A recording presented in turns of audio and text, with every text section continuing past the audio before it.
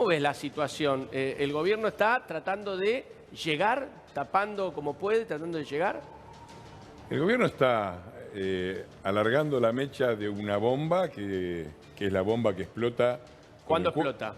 ¿El 11 de diciembre? Ellos están tratando de que explote lo más tarde posible. El costo es agrandar la bomba, porque permanentemente están haciendo cosas que son pan para hoy, hambre para mañana. Yo le mando mi solidaridad, lo veo ahí al diputado Arroyo, que se preocupa siempre, por ejemplo, por las deudas. Dice, la familia argentina se está endeudando.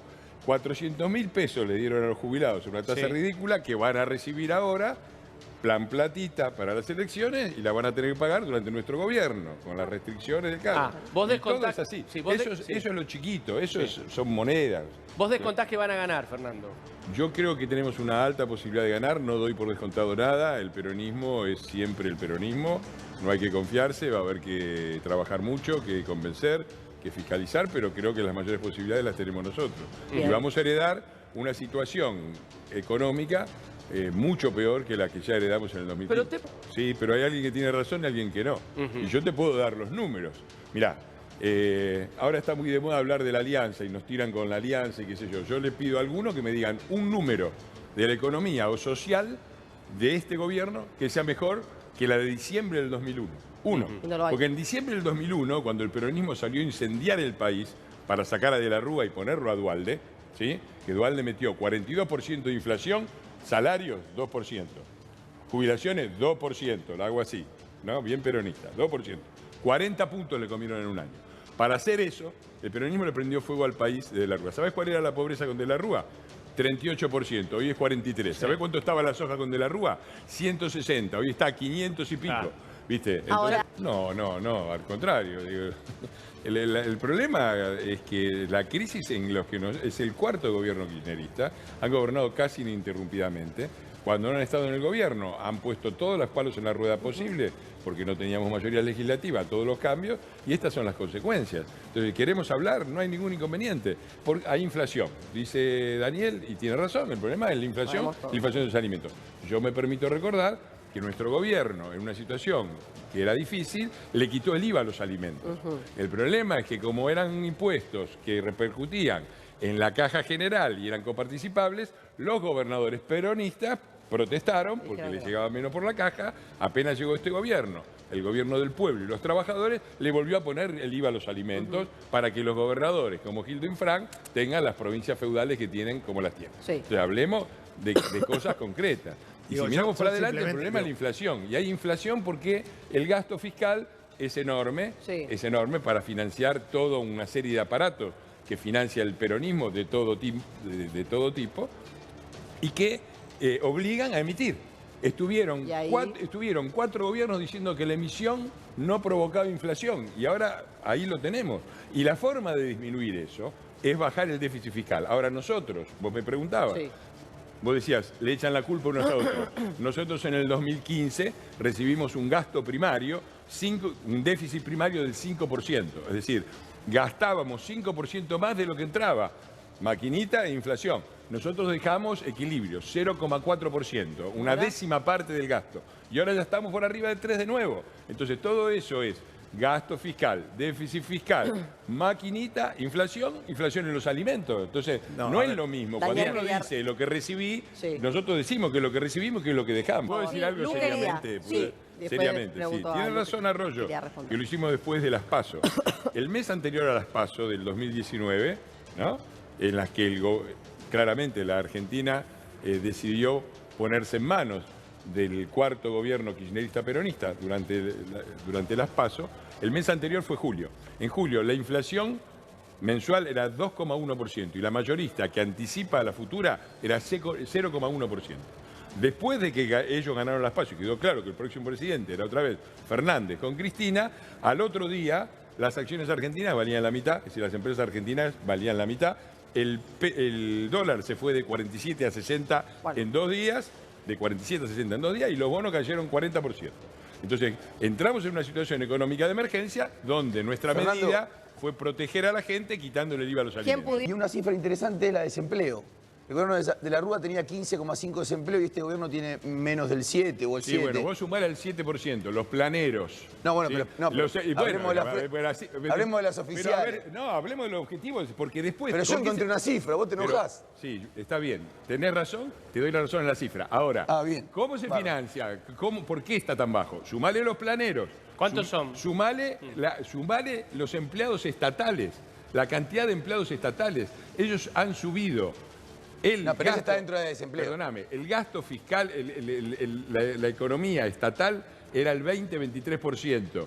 Ahora es el 40 y pico por ciento, se duplicó prácticamente. ¿Con qué se paga eso? Con la maquinita, con la inflación y con la suba de los alimentos. Igual me pone contentísimo. Entonces vos podés tener una deuda, un nivel bajo de desocupación directa, que también podemos discutir lo del índice de desocupación, que es bastante mentiroso. Pero y la calidad del trabajo. Pero no contás a los planeros, no contás a los empleados estatales, y después te quejás de la inflación. Igual me pongo muy contento que me hayas aceptado una cifra. No se cuenta, no se cuenta lo que no busca el trabajo. Que hay que saber discutir. Un segundo, por favor, porque Lu quiere hacer una pregunta. Un segundo, porque Lu quiere hacer El precio de esa desocupación Sí. relativamente baja es la inflación de los alimentos, porque el que va a comprar la polenta, con el IVA de la polenta, le está pagando al empleado estatal, no todos, pero muchos están ahí, son los ñoquis de la Cámpora. ¿Te acordás que los iban a bajar los ñoquis de la Cámpora? El actual presidente de la República. ¿Cuánto está el kilo? Mirá, lo que hay que hacer en seguridad es muy simple.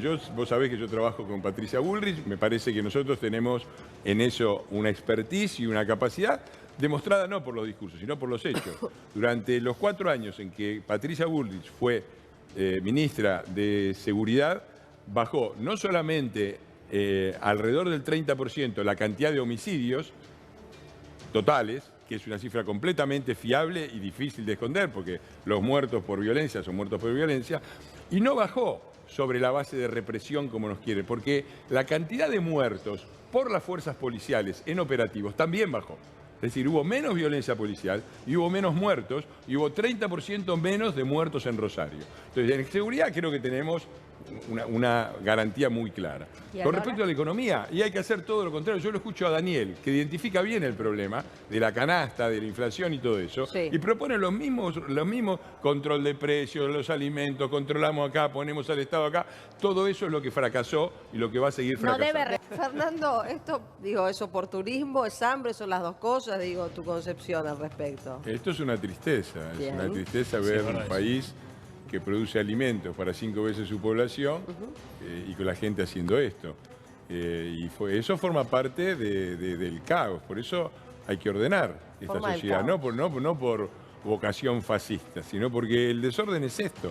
Esto, creer que no lo pago, que lo paga el seguro, esto lo termina pagando todo, porque Claro. el seguro lo paga, después sube la tasa de seguro, el que transporta tiene que pagar más tasa de seguro, suben los alimentos. Digo, esta es la ilusión de que total no paga No paga nadie, nadie. la Argentina Bien, no no paga se nadie. piensa tanto. Digo, y otra cosa que se ve es la destrucción cultural. Yo en esto tengo una pequeña expertise, porque mi papá tenía un troceo de cerdos, chiquitito, un galpón con un troceo de cerdo, acá cerca, en Avellaneda.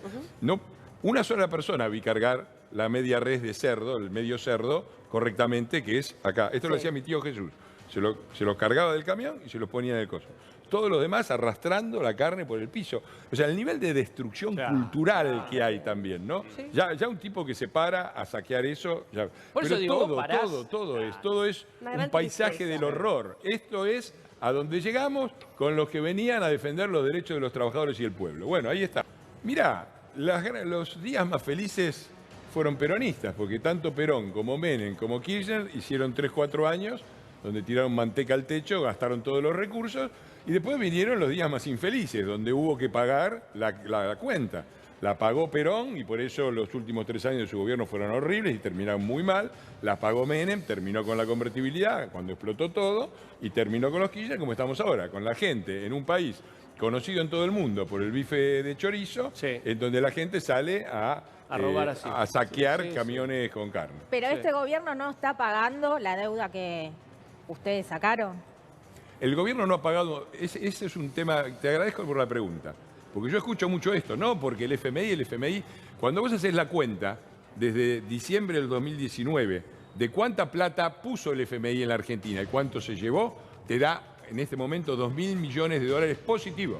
Es decir, llevan recaudado 2.000 millones de dólares del FMI más de lo que han pagado. Entonces, no hay ningún problema ligado a la deuda con el FMI, ninguno. Y la deuda privada se la patearon al próximo gobierno, como hacen siempre, porque hicieron la reestructuración con Guzmán, ¿te acordás? O sea, que no digan más que el tema es la deuda. Para empezar, porque no han pagado un peso de la deuda, han agrandado la pelota. Ahora se le sumaron a todo esto la deuda en yuanes con los chinos, y este gobierno se ha endeudado a ritmo récord, tanto internamente como externamente. ¿Por qué? Porque han pedido... han aumentado, todavía no terminó este gobierno, aumentó la deuda en más de 90.000 millones de dólares. 90.000 millones de dólares más de deuda tiene este gobierno, en dólares. Y si contás el volumen de las LELIQ, ¿te acordás cuando las LELIQ las iban a liquidar y con los intereses le iban a subir 20% el primer día a los jubilados? Bueno, hoy lo que se paga en intereses de LELIQ es casi lo mismo que lo que se paga para pagar a todos los jubilados, porque las multiplicaron por más de 10. Entonces, que dejen de decir que el problema es la deuda, porque los mayores endeudadores seriales han sido ellos, porque no han pagado un peso de la deuda y porque el desastre de este gobierno no se explica por el anterior, se explica por las cosas que hicieron, entre otras cosas, reventar la deuda para nada, porque además la pobreza no solo no bajó, sino que subió y bastante.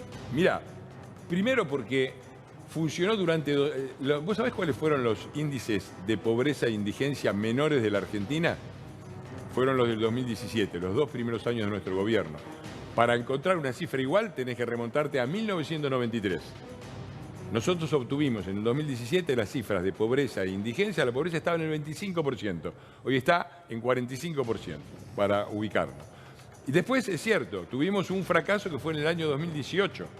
Fue un fracaso grande, hubo errores de coordinación macroeconómica, hubo también una sequía muy fuerte, hubo un cambio de la situación internacional por el conflicto entre China y Estados Unidos, suba de la tasa de la Fed, la caída de Turquía, toda una serie y errores que cometimos que nos llevaron a una corrida cambiaria. Es toda esa situación tan difícil, para julio del 2019 estaba más que controlada. Yo te repito, esto lo puede entrar cualquiera, pone INDEC julio 2019 y ve las cifras.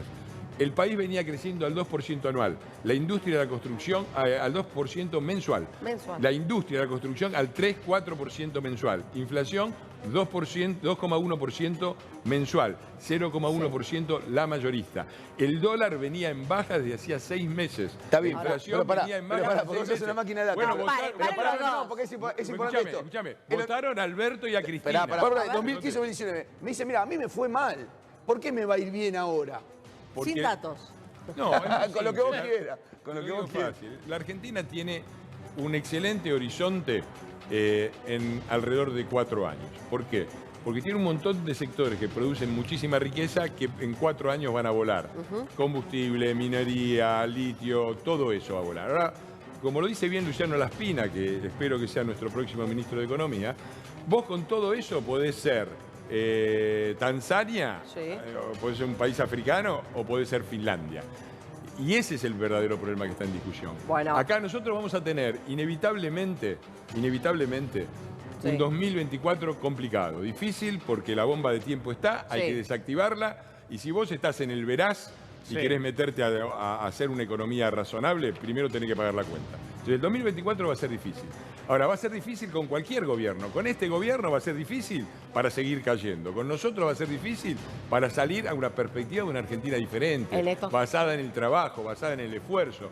Basta de planes sociales, que la gente viva. Mirá, Santilli en este momento es nuestro rival interno, pero tiene una frase que a mí me gustaba mucho. ¿Cuál es? Santilli tiene un programa de gobierno fantástico que decía: los padres trabajando, los chicos en la escuela, los chorros presos. Bueno. Si hacemos eso en 4 años, somos Ojalá que así por lo menos Uruguay, y después vamos a seguir para mejor. Seguimos. Gracias, Fernando, por venir. Gracias por la invitación.